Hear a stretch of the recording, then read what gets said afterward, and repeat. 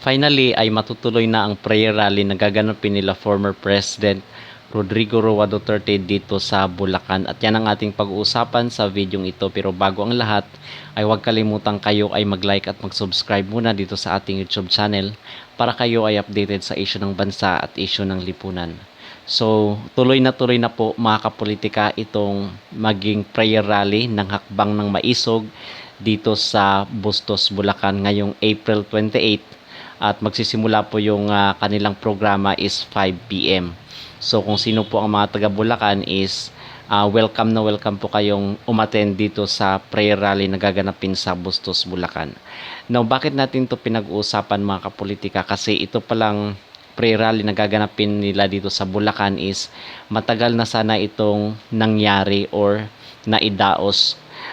Subalit hindi umano ito pinayagan ng LGU. Of course, merong basbas yan ng DILG na hindi dapat payagan itong mga prayer rally. Kasi nga, sabi doon sa interview ni Taberna dito kay First Lady Lisa Marcos is baka atin na naman itong si Sara at makikitawa na naman dito sa mga ibubunyag at mga panglalait na gagawin ni former President Rodrigo Roa Duterte. Well, hindi naman talaga natin alam kung ano ang sasabihin ni former President Duterte. So yan ang ating abangan sa mga susunod na araw.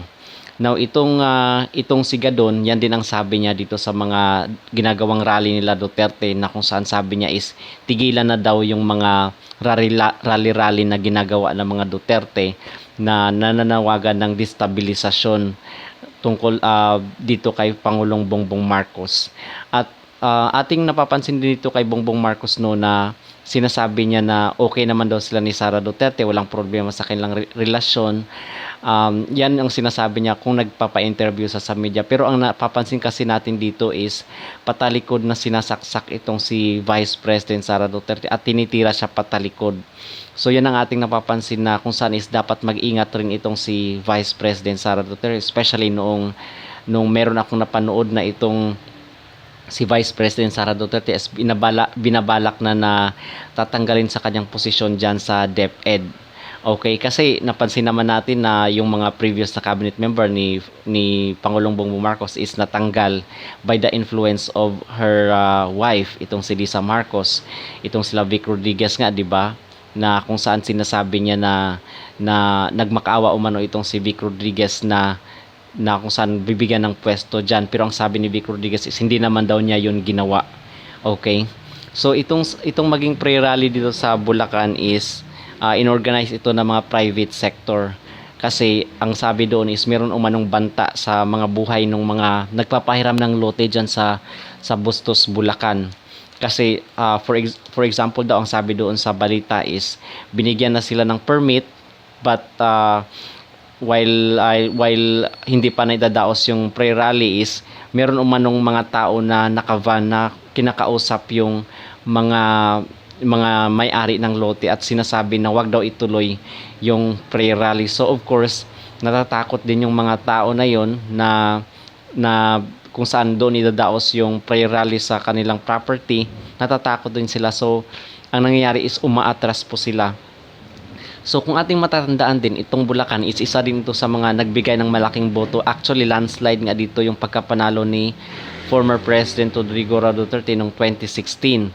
So, hindi naman taga dito itong si former president pero napakalaki po ng boto na binibigay ng Bulacan sa mga Duterte and even dito kay VP Sara Duterte. Actually, napakaraming project po na inilagay ni former President Duterte dito sa Bulacan. Naalala ko lang yung Skyway dyan na natapos at yung mga malalaking tulay. Okay, isa po yan sa mga project ng build nung panahon ni former President Duterte. So, natatandaan nyo ng mga tao kung kaya laging panalo talaga dito ang mga Duterte dito sa Bulacan. So, dito yung kanilang susunod na magiging prayer rally. Now, ang sabi dito sa balita is bakit natatakot itong kasalukuyang administrasyon na pigilan itong prayer rally kung wala namang banta, di ba? itong former president is ang gusto na lang na is maipahayag yung kanilang saloobin dito sa pagkontra nila sa charter change or itong pagbabago ng konstitusyon, kasi doon nga sa mga previous prayer rally, ang sinasabi dito is against nga sila do sa pagpapalawig ng termino or itong pagbabago ng konstitusyon ng ating bansa, yung 1987 Constitution. At sana is hindi na ito papansinin ng kasalukuyang administrasyon, di ba? Sana i-deadman niya lang at i-focus yung kanilang atensyon dito sa mga kasalukuyang issue ng ating bansa, especially itong pagtaas ng mga presyo ng bilihin. Kasi nabalitaan nga natin na last days is tumataas yung value ng dollar at mabagsak yung value ng ating pera, yung Philippine peso. So ito yung pagtuunan ng pansin ng ating gobyerno na kung saan is yung mga bilihin is dapat na solusyonan yan, kasi habang lumalakas yung dollar, tumataas din yung mga presyo ng bilihin. Okay, at ito ring yung balita sa na overhaul or yung nahuli na droga dyan sa Alitagtag, Batangas, wala na tayong balita doon. Yung 13 billion na halaga ng droga, wala nang balita. Okay, and in fact meron ngang balita na nawala daw yung 400 kilos ng droga doon sa Batangas, Alitagtag, Batangas, na kung saan is binaba din nila yung value nun. So kaduda-duda lang mga kapolitika na kung saan is itong paghuli ng droga, kasi meron din tayong napanood na kung saan is ito ay set up or scripted umano at hindi malinis yung paggawa, kung kaya noong hanggang ngayon is wala pa silang maibigay ng statement or ano na yung progress doon sa nahuling droga. Ang marami ang nasabi, di ba, na ito daw is scripted, at ang sabi doon is para ibida ito sa sunod na zona, kasi sa mga sunod na buwan is zona na ni President Bongbong Marcos. So baka ibida lang itong pagkahuli umano sa bilyon-bilyong peso ng halaga ng droga or ipinagbabawal na gamot. So kung bakit natin ito pinag-uusapan, kasi ito din naman ang mga pinag-uusapan dyan sa mga prayer rally, di ba? Doon sa mga previous na prayer rally ni President Duterte is sinasabi niya na itong presidente isangkot umano sa ipinagbabawal na gamot, at hinamon pa nga niya itong magpa-drug test dyan sa Luneta, at hindi naman nag-respond itong kasalukuyang administrasyon. So dinidedman niya na lang. So instead na pigilan itong sila former President Duterte na maglabas ng kailang saloobin, at of course part din kasi yan ng freedom of expression, tatanggapin mo yun as constructive criticism. Kumbaga patunayan mo na mali yung mga akusasyon sa'yo. Okay?